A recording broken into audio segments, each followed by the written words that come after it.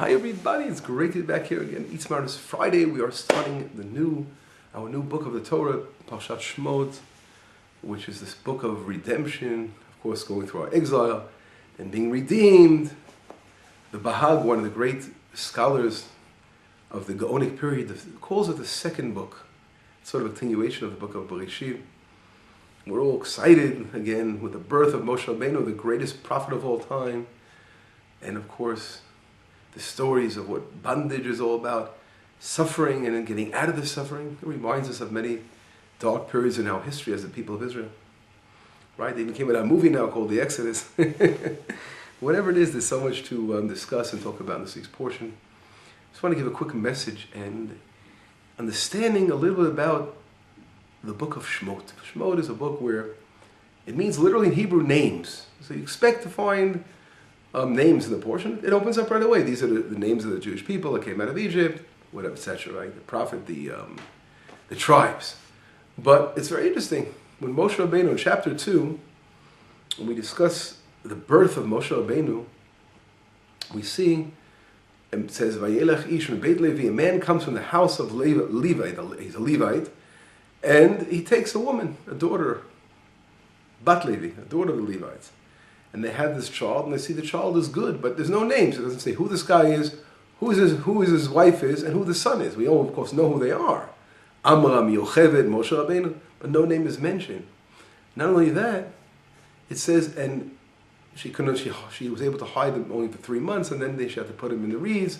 So who was waiting? It says his sister was waiting to see what's going to happen, right? Watching the little basket with Moshe Rabbeinu in the basket. But it doesn't mention her name, Miriam. We know her name too as well. So it's very interesting. All the names here that should be mentioned, not mentioned. And what does it say? The daughter of Paro goes down to the Nile to wash herself. She's the one who finds this child and doesn't mention her name either. Until finally, she's the one, out of anyone, an idolater at that point, right? Although our rabbis say when she went down to the Nile, she went down to cleanse herself from the idol worship of her father.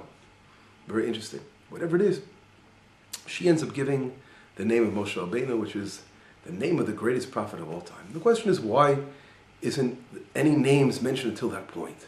And the Maharal of Prague has a very, very special work. He spoke about it in the past a few good times, and he asks this question, and he talks about the fact that Moshe Rabbeinu was like a chosen from the onset.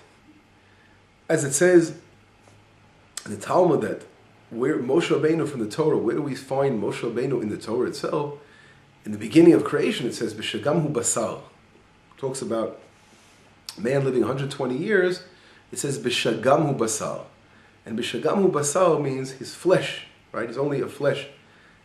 That refers, it's hinting in the words of the Gematria, if we take the numerical value, it refers to Moshe Rabbeinu, B'shagam versus Moshe.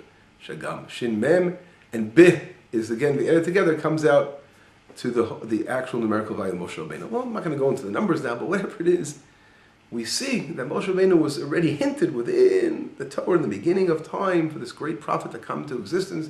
Just like Abraham, Bihi Baram, it says, these are the generations of creation, Bihi Baram. It's the same letters as Abraham. Again, hinted within those letters. We won't go through it, but if you look in that portion talking about Abraham, you'll see that the letters of his name.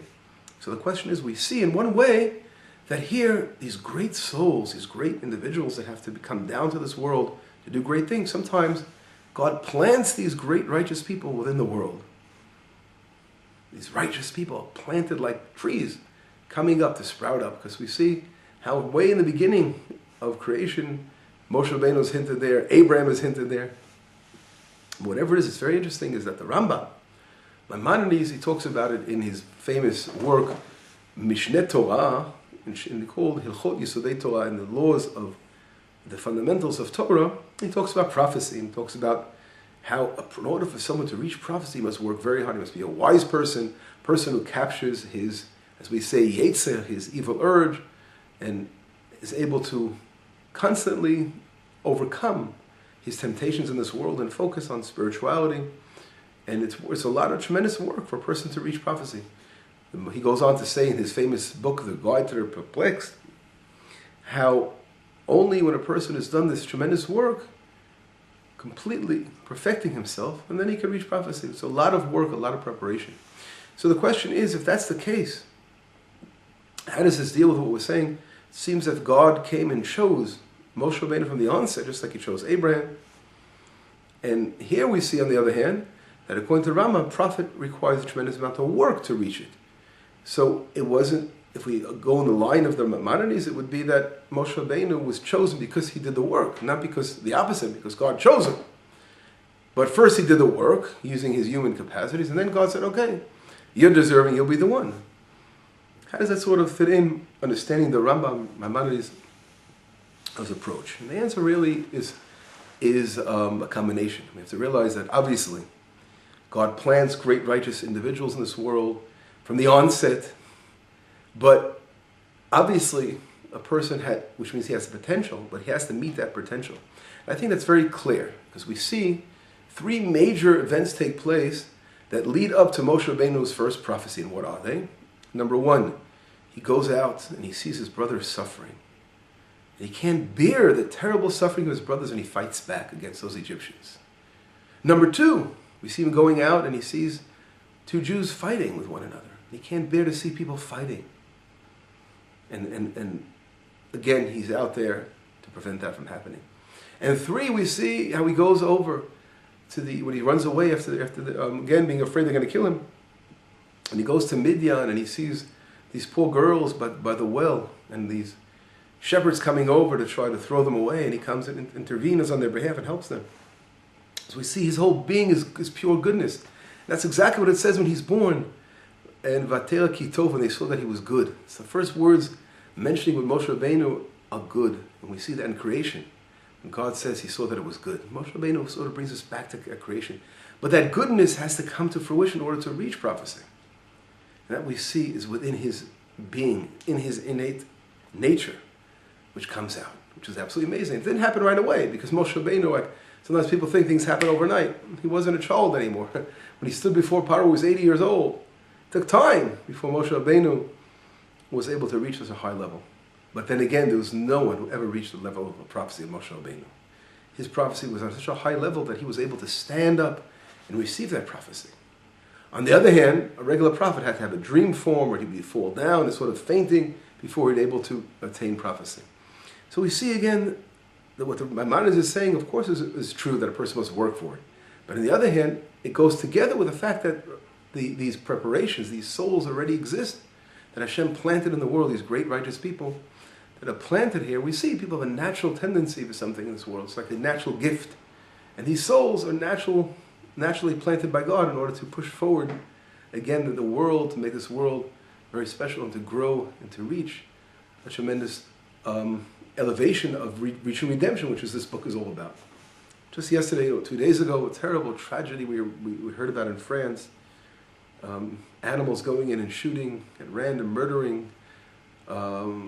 Terrible. They saw the video, how they just killed with no mercy. You see this, what goes on in the world, the evil in the world, the lack of love, the lack of wanting to reach out and help others. You see the opposite of what the Torah is all about. The Torah is all about teaching love of humanity to reach out, to help others. And then you have others that sanctify the opposite, sanctify death and murder and blood. This is what Paro was all about. Paro was an evil man who, when he was a leper, and instead of trying to cure himself, like going down to the river and washing himself, it's very interesting that this is what his daughter did. Some people say that his daughter was a leper and she went down to the Nile River to wash herself, and then when she touched Moshe Rabbeinu, she was cured in a way. So she saw the goodness of this special child. But what does he do? As an evil person, when he has an illness, again, he makes him even more evil. He goes and murders children to bathe himself in their blood in order to purify himself. This bathing in the blood is what these animals going ahead are. This Muslim hatred of the world, of going against anything that's different from them, and murdering people, and killing without any kind of distinguishing between left and right, just murdering for the sake of murder, sanctifying death, is something that the Torah is so against. The Torah is for sanctifying life and to reach out and to love your fellow brothers. We see Moshe Rabbeinu, he went out, on one hand, he was worried about his own brothers, right? He went out, Egyptians were beating his brothers, he went to fight back. But we also see a situation where these women, when he met in the Midianites, completely Gentile ladies, and they were being attacked by Gentile men. But he gets involved because he cares about humanity. He's a man of love and humanity to help everyone, because everyone is in his agenda. And that's really what God planted these righteous souls in the world, to be light again to all nations. This is what the people of Israel planted in this world for that purpose. The soul of Israel, the nation of Israel, is for that same purpose, to teach the world, to bring love and kindness to humanity. Whatever it is, we see a great lesson in this week's portion of how, on the other hand, through great deeds, a person can sanctify himself and reach high levels. It doesn't happen by just having the potential. It also has to be brought out. And that we see from the daughter of Paro, that she was an idol worshiper, but she goes to wash herself in the Nile, to cleanse herself, as Rashi says, from the idol worship, and eventually meets Moshe Rabbeinu, and herself becomes the mother of Moses, the mother of Moshe Rabbeinu.